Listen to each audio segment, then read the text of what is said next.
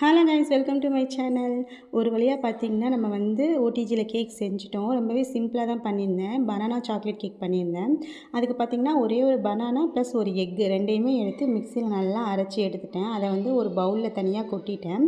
இது வந்து கேக்குங்கிறனால நம்ம வந்து ஆயில் சேர்க்கணும். ஸோ நான் வந்து ஒரு கப்பளவு வாசனை இல்லாத ஆயில் வந்து ஆட் பண்ணிக்கிட்டேன். ஆட் பண்ணி நல்லா மிக்ஸ் பண்ணி பார்த்திங்கன்னா ஒரு கப்பளவு சர்க்கரையுமே ஆட் பண்ணிட்டேன்.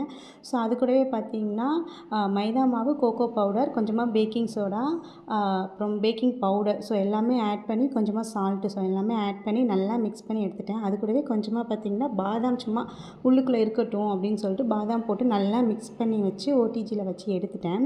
இந்த முறை பார்த்திங்கன்னா 150 டிகிரி செல்சியஸில் 30 மினிட்ஸ் வச்சுருந்தேன். சூப்பராக வெந்து வந்துருந்துச்சு. நல்லா சாஃப்டாக இருந்துச்சு. எக்ஸ்பெக்ட் பண்ண அளவுக்கு நல்லாவே வந்துருந்துச்சு. டேஸ்ட்டுமே செம்மையாக இருந்துச்சு. ஸோ இதுக்கப்புறம் பார்த்திங்கன்னா கேக்குன்னு சொல்லிட்டு வெளியே வாங்க வேணாம், நம்மளே செஞ்சு நம்மளே சாப்பிட்டுக்கலாம். அவ்வளோதான் கைஸ், பாய்.